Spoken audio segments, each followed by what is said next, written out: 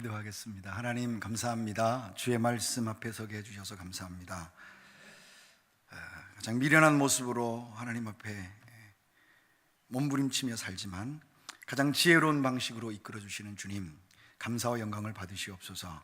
말씀 가운데서 베푸실 은혜를 기대합니다. 종으로 마옵시고 성령으로 행하시옵소서. 예수 그리스도의 이름으로 기도드립니다. 아멘.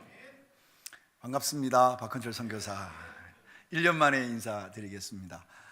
작년 이맘때 선교대회로 교회에서 불러주셔서 다른 북방 선교를 감당하고 계신 선교사님들, 또 유럽에 계신 선교사님들과 함께 2017년도 한 해 어떻게 우리가 선교를 하고 또 어떻게 열정을 다해서 주님 앞에 달려갈 것인지 함께 기도하고 또 격려해 주시고 후원해 주셔서 필리핀으로 돌아가서 1년 동안 열심히 살다가 또 한 해 만에 들어왔습니다. 목사님 만나 뵈서 너무 감사하고 또 불러주셔서 감사하고 여러분들 얼굴 뵈니까 너무 반갑고 그렇습니다. 오늘 제가 여러분과 함께 나누는 이 역대하 제7장에 기록되어 있는 이 말씀은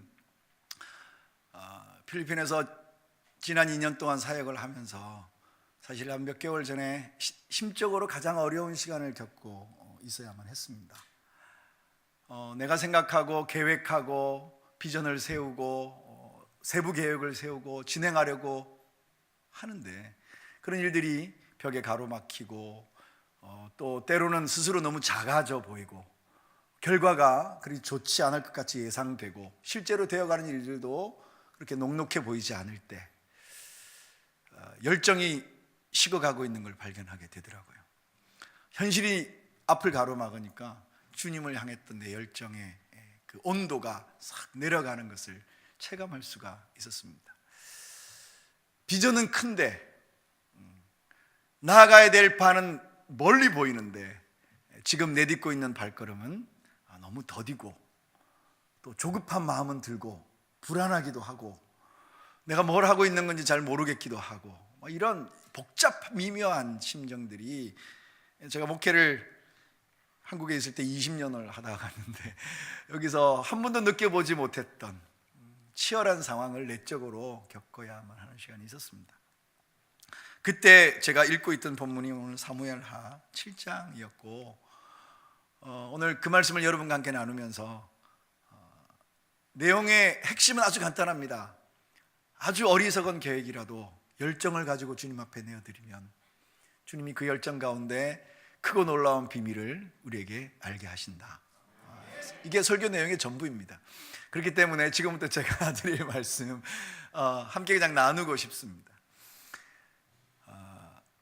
다윗이 하나님 앞에 열정을 가지고 15살 남짓할 때부터 하나님의 기름 부음 받은 사람으로 살았습니다.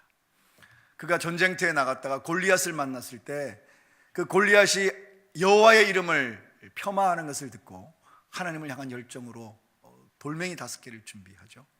근데 다행스럽게도 그 돌멩이 5개 다 쓰지 않고 오직 하나의 돌멩이로 하나님이 승리하게 해 주셨습니다. 그리고 난 이후에 다윗은 하나님을 향한 열심으로 자기를 왕으로 삼으신 기름 부어주신 하나님을 향한 열심으로 찬양하고 또 하나님과 함께 동행하는 것을 기뻐하면서 낮에 최재봉 목사님 설교하셨던 것처럼 여호와는 나의 목자시니 내게 부족함이 없으리로다. 저는 그거 출석 부를 때 대신 불렀거든요. 교수님이 이름 부르면 일어나서 출석 대신 그걸 외웠어야 됐어요.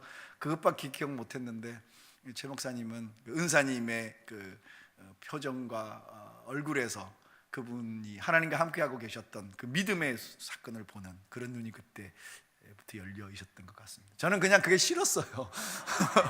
전 너무너무 싫었어요. 박헌철 그럼 일어나서 The Lord is my shepherd. 이게 너무너무 싫었습니다.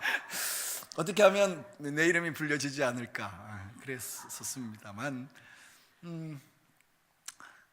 다윗은 그렇게 하나님과 동행하는 것을 기쁨으로 그 열정을 삭히지 않으려고 열심히 달렸습니다. 그리고 그가 나이 30세에 마침내 온 이스라엘의 왕이 되었을 때 그에게는 한 가지 소원이 있었습니다. 그의 선대왕이었던 사울이 빼앗겼던 법궤를 찾아오는 것이었습니다. 그 법궤를 찾아오기 위해서 그가 계획을 여러 가지를 세웠습니다. 수레를 잘 만들고, 그리고 그 법궤를 옮길 일꾼들을 선별해서 뽑고, 날짜도 정하고, 뭐 여러 가지 고민과 기도를 했겠죠. 그리고 그 수레를 통해서 법궤를 옮기는데 실패합니다. 그리고 거기서 다윗이 이렇게 얘기합니다. 6장 9절 말씀에 여호와의 궤가 어찌 내게 오겠습니까? 나는 여호와의 궤를 감당할 만한 그릇이 못 됩니다. 포기합니다. 그리고 포기하고 있었는데 그 궤가 오벳에돔이라고 하는 사람의 집에 그냥 중간에 머물러 있었는데, 들려오는 소문에 하나님의 궤가 있는 그 집이 복을 받고 있다라는 소문이 들립니다. 그 집이 복을 받고 있었습니다. 다윗은 자신의 집도, 자기를 통해서 하나님이 세우시는 자신의 집도 하나님의 축복 아래 있기를 소원했습니다. 그래서 가서 마침내 그 법궤를 모셔옵니다.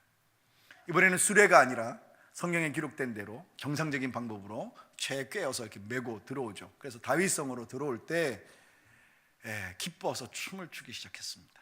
이렇게 옷이 이게 한쪽이 벗겨져서 속살이 드러나 보일 만큼 기뻐서 춤을 추면서 들어왔습니다.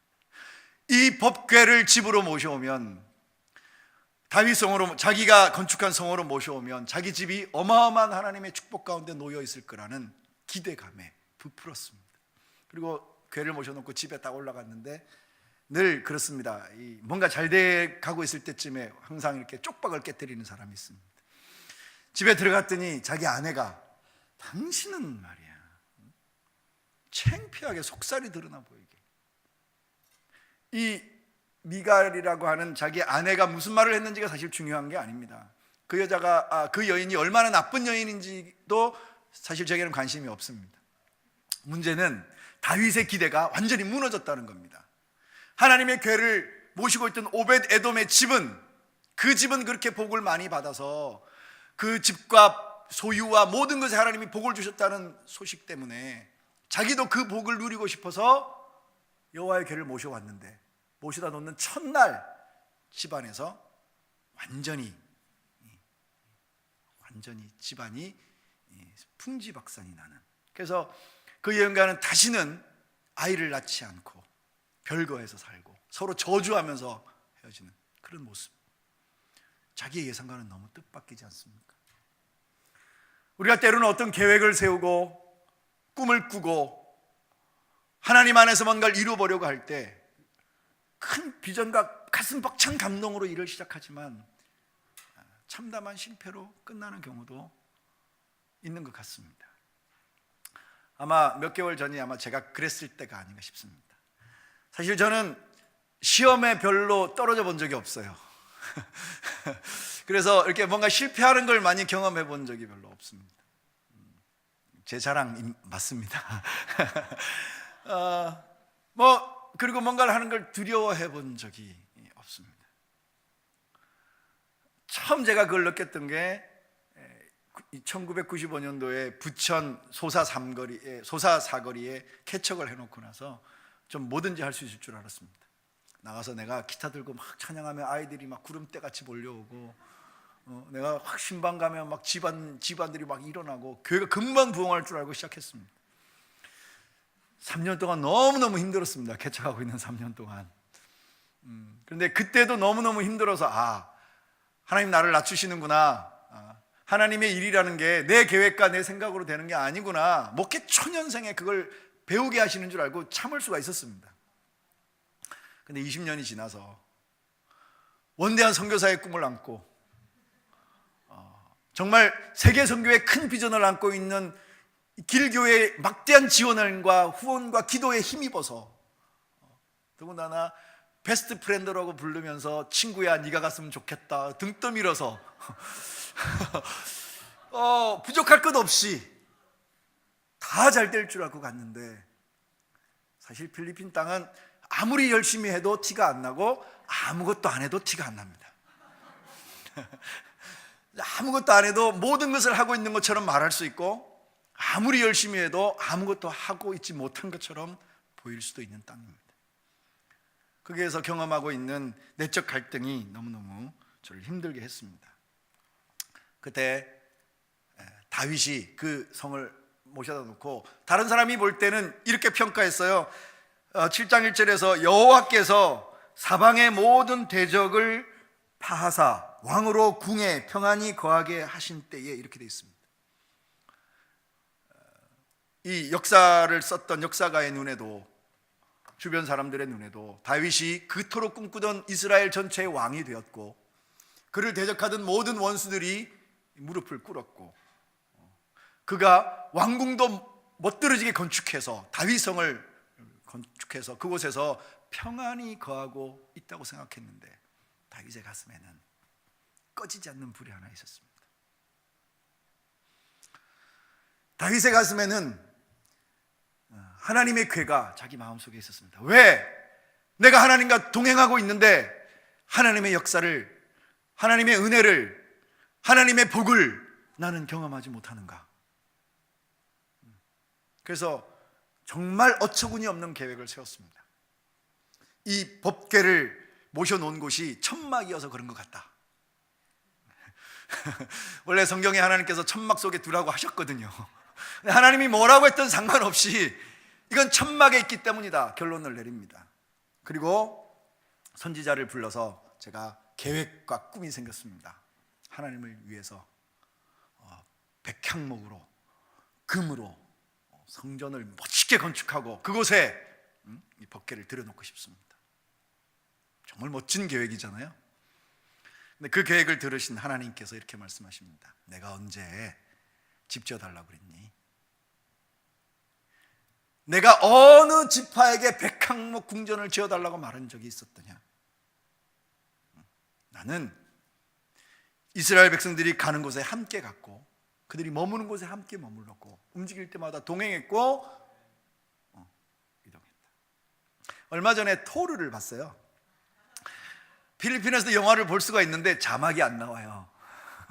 그래서 보기 너무 힘들어서 한국에 들어온 김에 이제 가족들이랑 영화 토르를 봤는데, 여러분 보셨어요? 혹시? 못 보셨어요? 보신 분들도 있고 못 보신 분들도 있을 텐데, 그게 뭐 하여튼 많은 내용 중에 어떤 상상 속에 나라가 있는 거예요. 근데 그 나라가 파괴가 될 시점에 머물렀어요. 악당이 나타나서 다 때려 부수고 이렇게 그러고 있는 지점이에요. 근데 그때 그 나라의 왕위를 계승해야 될 그 왕자가 토르인데, 자기 백성들을 이끌고 큰 우주선에 타면서 이렇게 얘기합니다. 이 나라가 다 없어져도 돼. 백성들이 있는 곳이 아스가르드야. 이러면서 자기 나라라고 그래서 떠납니다. 하나님이 머물러 계신 그곳을 하나님의 처소로 삼으셨던 분이셨습니다. 그때까지. 다윗이 제출했던 계획서는 하나님이 보시기에, 또 본인 스스로도 어떻게 천지를 주관하신 하나님을 하나의 건물 속에 머물게 할 수 있겠습니까? 하나님 훨씬 크신 분이잖아요. 성전보다 크신 분이시죠. 그 어처구니 없는 계획, 마치 골리앗을 향해서 돌 5개를 집어들었던 것만큼이나 무모하고 어리석은 계획이었을 수도 있습니다. 그런데 하나님께서 네가 나를 위해서 집을 지으려고 하느냐? 그만둬. 난 집이 필요 없어 라고 말씀하지 않으셨다는 겁니다. 이게 제게는 너무 큰 은혜였습니다. 그 계획이 별로 효용성이 있거나 합리적이거나 말씀에 딱 들어맞거나 역사적으로 검증했을 때 문제가 없거나 이런 계획이 아니에요. 그냥 자기 열정에서 불타서 난 계획인 거예요. 나도 하나님을 모시고 있다는 이유만으로, 나도 하나님을 섬긴다는 이유만으로, 나도 하나님에게 부름받았다는 이유만으로 하나님의 축복 가운데 있고 싶다. 다른 사람이 볼 때는 너무 완벽한 집안인데 내적으로는, 가정적으로는 다윗이 그렇게 행복해 보이지 않는 것 같습니다.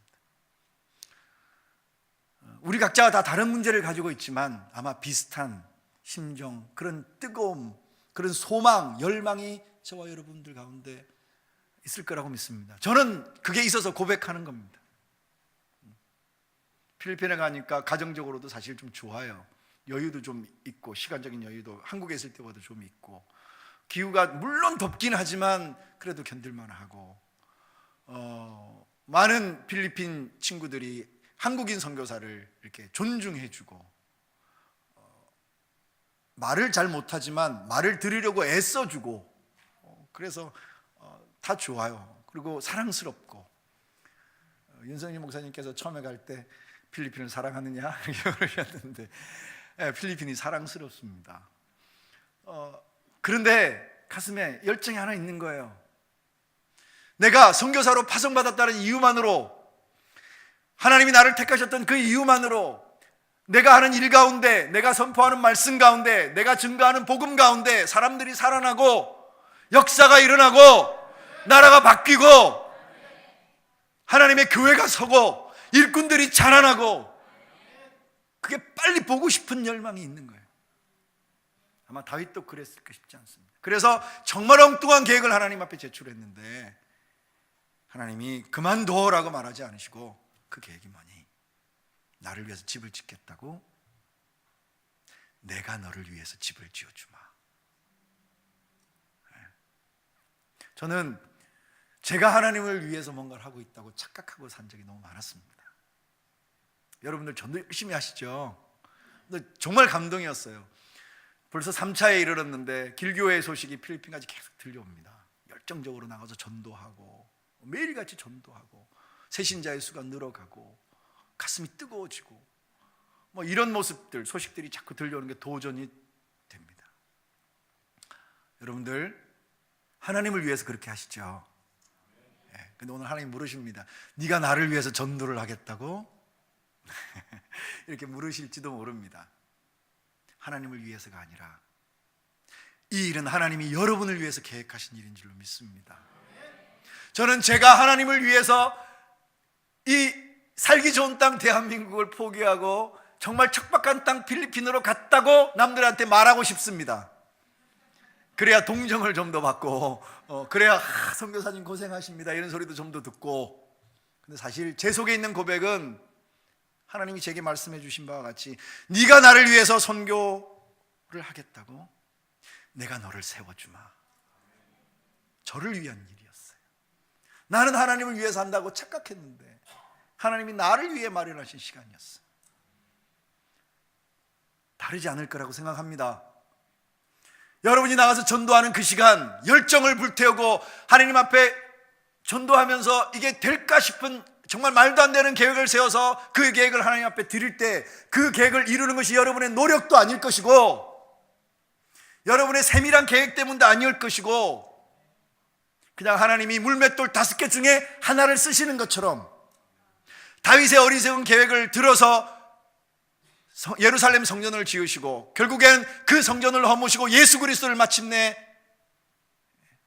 세워내신 어마어마한 계획을 이루어 가셨던 것처럼, 여러분들과 저의 삶 속에도 우리가 하나님 앞에 드리는 이 열정에서 비롯된 정말 어처구니 없는 이상하게 보이는 그런 계획일지라도 우리 하나님이 마다하지 않으시고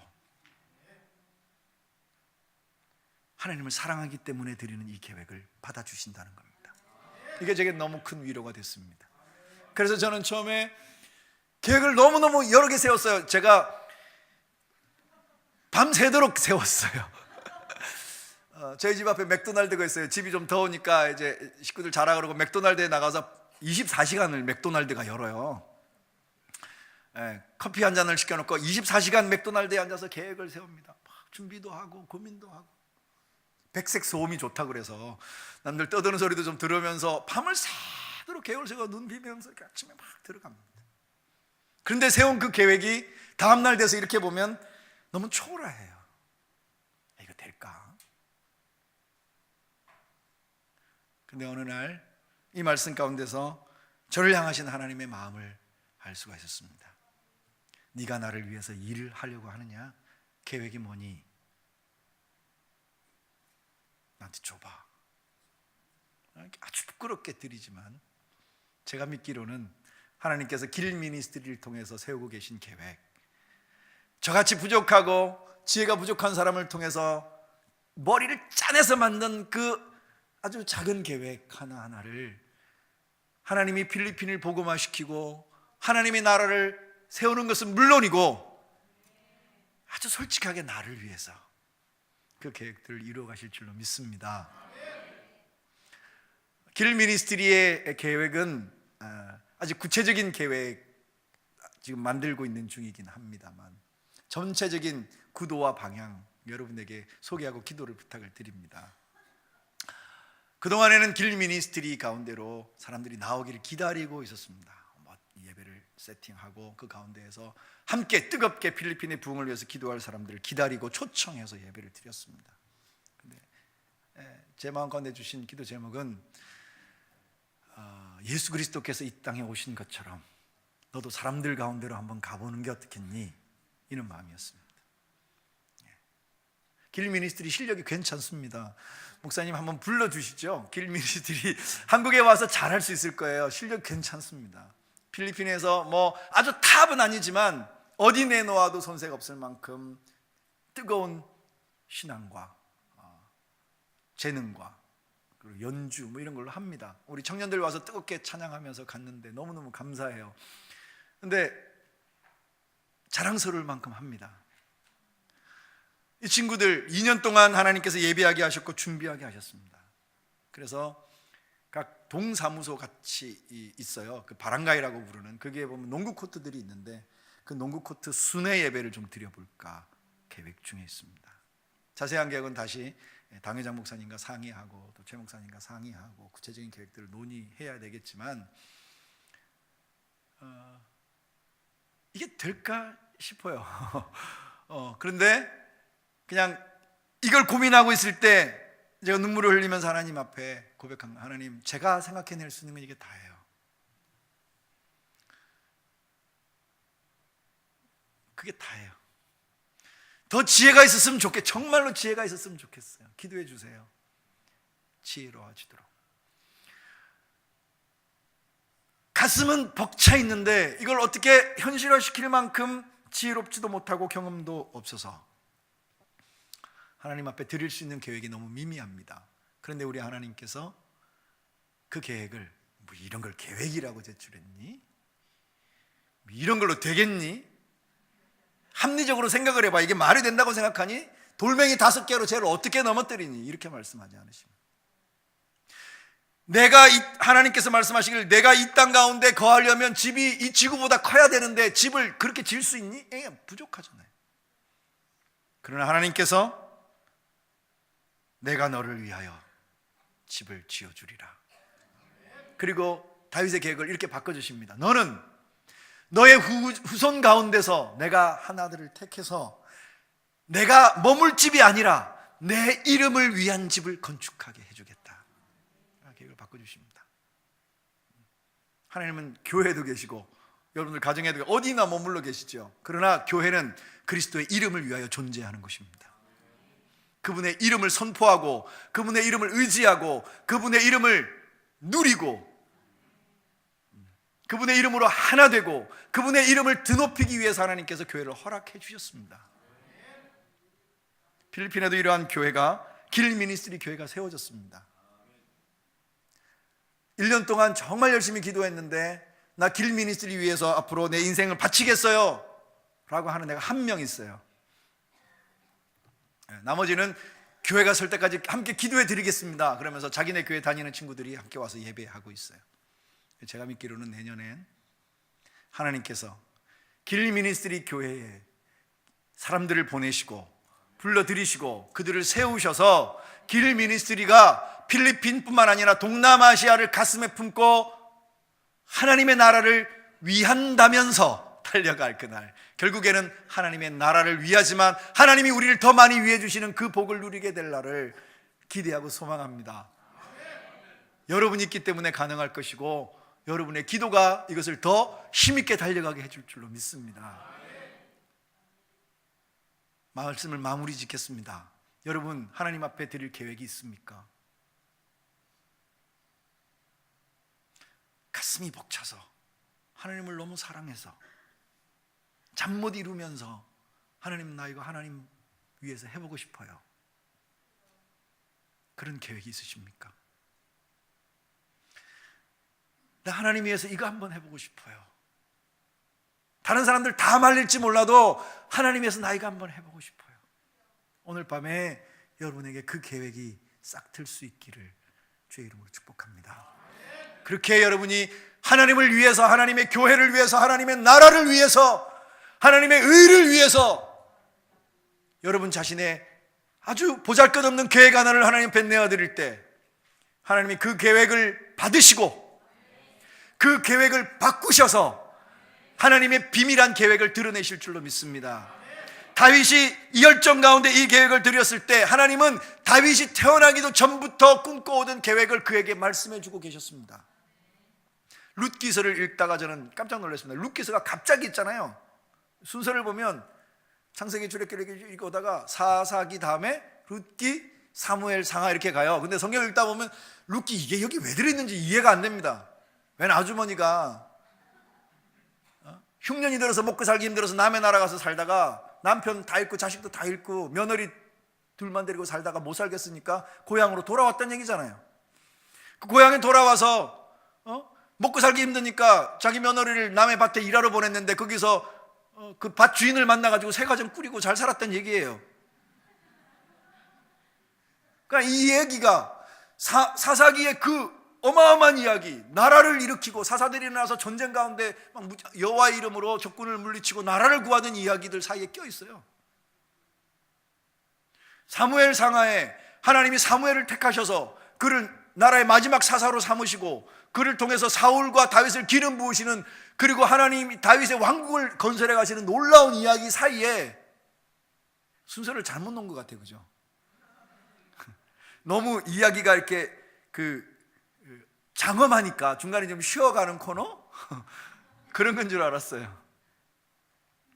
그런데 그 룻기가 없으면 다윗을 이해할 수가 없어요. 세상에는, 제가 오늘 책을 서점에서 뒤적거리다 읽었는데 그냥 자세히는 못 읽었는데 그 내용 중에 딱 3가지 단어가 들어왔어요. 드라마가, 이 세상에는 3가지 드라마가 존재한다, 뭐 이런 거였어요. 실전 드라마가 존재해요. 여러분들이 보고 있는 아침 드라마처럼 막장 드라마 같은 인생이 우리 앞에 펼쳐지고 있잖아요. 직장 갔는데 상사한테 깨지고, 사업했는데 뭔가 잘 안 되고, 열심히 해서 잘 되는 것 같았는데 갑자기 방향이 틀어지고, 우리 눈앞에서 펼쳐지고 있는, 뭐 안 될 것 같았는데 갑자기 잘 되기도 하다가, 이 실전 드라마 우리 살고 있는 거예요. 밖에서 열심히 일하고 들어갔는데 집에서 아내가 웃는 얼굴로 맞아줄 줄 알았는데 좀 아닌 것 같고, 여긴 아니군요. 저만 경험하는 건가요? 실전 드라마가 펼쳐지고 있습니다. 그 드라마 이면에 우리의 생각 속에는 기도하는 가운데, 말씀 읽는 가운데, 비전 가운데 정말 우리가 꿈꾸고 있는 드라마가 막 속에서 펼쳐지고 있는 거예요. 이 현실과 상관없이. 필리핀에 살면서 가슴 아픈 건 신앙인들이라고 불리는 그리스도인들이 현실이 너무 힘드니까 이걸 포기해버리고 이 드라마를 접었어요. 안 봐요. 이 채널은 별로 호응이 없는 드라마예요. 오직 자기들이 꿈꾸고 이상행 속에 있는 하나님 나라를 도피를 합니다. 그래서 거기 보면 이단들이 여러 개가 존재하는데 그 이단들 가운데 원니스라고 하는 이단이 있어요. 저희가 아모란트 지어스에서 이쪽에서 예배 드리면 그 사람들은 큰 대운동장 옆에 빌려가지고 한 2,000명 정도 모여가지고 예배 드리거든요. 똑같은 노래 부릅니다. 저희가 부르는 찬양이랑 똑같은 찬양 불러요. 근데 이 사람들은 옷을 하얗게 입어요. 여자들은 머리를 안 자르고 머리가 길어요. 옷을 하얗게 입고 그래야 천국 간다고 생각해요. 그렇게 순결하게 하얀 옷 입고 머리 안 자르고 현실을 도피해서 현실 도피적인 신앙을 가지고 있는 사람들이에요. 하나님이 우리에게 주신 그 비전이 우리의 현실 삶 속에서 어떻게 이루어가는지 이해하지 못하는, 여러분이 하나님이 저와 여러분에게 주신 비전과 이전과 이상이 우리의 현실 삶 가운데서 실제로 이루어진다고 진짜로 믿습니까? 네, 아멘입니다. 제가 물어봤는데 우리 필리핀 친구들이 처음에는 아멘 하고 열심히 대답하는데 좀 시간이 지나면서 소리가 점점 제가 자꾸 추궁하니까 대답하기가 힘들어지나 봐요. 진짜? 너 진짜 하나님이 하신다고 믿어? 정말이야? 예수의 이름으로 가능해? 점점 좁아집니다. 현실의 드라마가 있고 상상 속의 드라마가 있습니다. 이 갭을 좁히기가 너무 힘든 거죠. 근데 우리가 알아야 될 것은 하나님이 우리가 보이지 않는 곳에서 실제로 이루고 계시는 하나님의 나라가 존재한다는 사실입니다. 우리의 상상 속에서가 아니라 우리의 현실과 우리의 비전과 이상을 함께 아울러 그것을 현실화시켜 내실 하나님의 놀라운 능력 안에서 이루어지고 있는 하나님의 나라가 존재한다는 것입니다. 제가 룻깃을 통해서 그 열린 창문을 볼 수 있었습니다. 저는 룻깃가 그래서 너무 중요하다고 생각합니다. 현실에서 나라가 깨지고 일어서기도 하고 부서지기도 하고 전쟁 가운데 죽기도 하고 살기도 하는데 그 나라 가운데서 하나님이 하나님의 나라를 세우겠다고 하나님의 사람을 기름 붓습니다. 이게 어떻게 이루어질지 우리의 눈으로는 도무지 알 수 없지만 그 가운데 하나님이 지금 일을 이루고 있다는 사실을 룻깃을 통해서 얼핏 맛배기 버전으로 싹 지나가게 보여주시는 겁니다. 한 가련한 여인의 삶이 하나님 안에서 회복되는 과정을 통해서 하나님은 다윗의 집을 세우신다. 이미 하나님은 먼 미래의 일을 지금부터 준비하고 계신다. 그리고 그 일을 다윗이 왕이 되고 난 이후에 드러내 보여주시는 겁니다. 그때 하셨던 약속을 이때 실현된 것을 보여주고 계신 겁니다. 하나님께서 이루고 계신 일들이 우리가 드리는 아주 뜨거운 열정으로 하나님 앞에 드리는 이 자그만, 이게 제가 버릇이 됐어요. 영어로 얘기하다 보면 꼭 영어를 이렇게 얘기를 하더라고요. 제가 꼭 이렇게 저희 아이들이 제발 아빠 그거 좀 하지 마 이렇게 하는데 아주 자그만 계획 하나님 앞에 열정으로 드릴 때 그때 하나님이 비밀 가운데 숨겨져 있던 것을 우리 가운데 드러내 보여주시는데 하나님의 나라가 너의 그 계획을 통해서 실현돼 가고 있다. 오늘 하나님 앞에 드릴 계획을 마련하십시오. 저는 그래서 아무도 두렵지 않게 됐습니다. 내가 뭘 제출하든 하나님은 기뻐 받으시겠구나. 나는 그냥 하면 되는구나. 나로 말미암지 않고 하나님의 능력으로 말미암는 하나님의 나라가 이곳에 서겠구나. 여러분이 드리는 것, 우리는 착각해서 하나님을 위해서 드린다고 생각하지만 그래서 때로는 버겁고 오늘 또 나가야 돼. 하나님이 오라 그러니까 가야지. 주의 일이니까 가야지. 계속 최 목사님 오늘 새벽기도 계속 강조하고 계시는데 주를 위해 가야지. 주의 이름을 위해서 예배하러 오셔야 됩니다. 그런데 정말 그렇게 세운 계획이 결국엔 주님을 위한 것이 아니라 네가 나를 위해서 기도하러 왔느냐? 내가 너를 위한 계획을 보여주마. 주님이 여러분을 위한 계획을 보여주시는 시간이 될 줄로 확신합니다. 주님 앞에 여러분의 계획을 드릴 때 하나님이 우리가 감당할 수 없는 계획을 눈앞에 펼쳐 보여주십니다. 그 계획을 볼 수 있기를, 믿을 수 있기를, 누릴 수 있기를 주의 이름으로 축원합니다. 기도하겠습니다. 하나님 아버지 고맙습니다. 나 같은 사람을 사용하시고 나같이 내가 제출해드린 이 부족한 계획을 간합해 주시는 하나님, 하나님의 자신감으로 나를 선택하시고 하나님의 능력으로 내 계획을 들어서시는 하나님, 하나님, 나는 하나님을 위해 산다고 착각했는데 아직도 하나님이 나를 더 섬기고 계시며 하나님이 나를 향하신 놀랍고 위대한 계획을 펼쳐 보여주셔서 감사합니다. 우리 모두 이 계획을 보게 하시고 그 계획 안에 살게 하여 주옵소서. 네가 나를 위하여 집을 짓겠느냐? 내가 너를 위하여 집을 지어주리라 말씀하신 하나님의 말씀이 우리 가슴판에 새겨지게 하시옵소서. 예수 그리스도의 이름으로 감사하며 기도드립니다. 아멘.